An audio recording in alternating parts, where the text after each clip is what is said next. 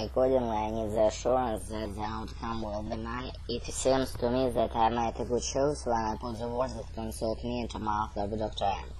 But here I am placing myself in a position of superiority of the dream, the fact which need explanation.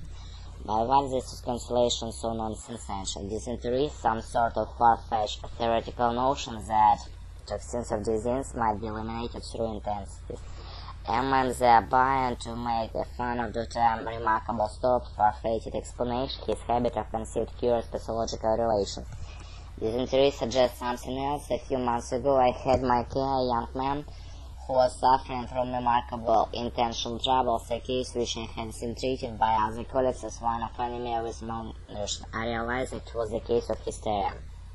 I was unwilling to use my psychopaths on him and sent him on a voyage. Now, a few days previously, I had received a spam letter from him. He wrote from Egypt, saying that he had a fresh attack, which doctor had declared to be dysentery. I suspect the agent is a mere error on the part of ignorant colleague who is allowing himself to be fooled by the hysteria. I can't help reproaching myself for putting the invalid position where he might contract some again infection of the bowels in addition to his hysteria. Furthermore, dysentery sounds not unlikely dysentery, a word which does not occur in the dream. Yet, it might be the case with the console problem. Dysentery will develop etc.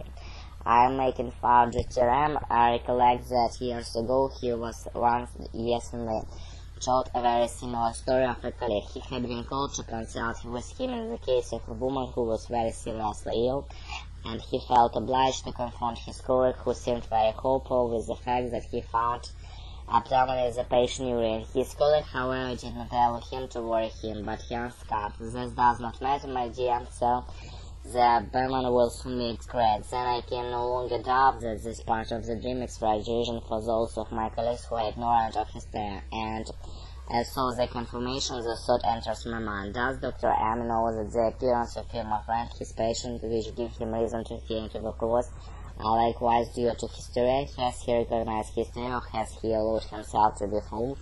But what can be a motive in treating this friend so badly is simply enough. Dr. M agrees with my solution as little does in herself. Thus, in this dream, I have already revenged myself on two persons. Irma in the words, "If you still have pains, it is your own fault," and Dr. M in the word non-essential consolation which has been put into her mouth.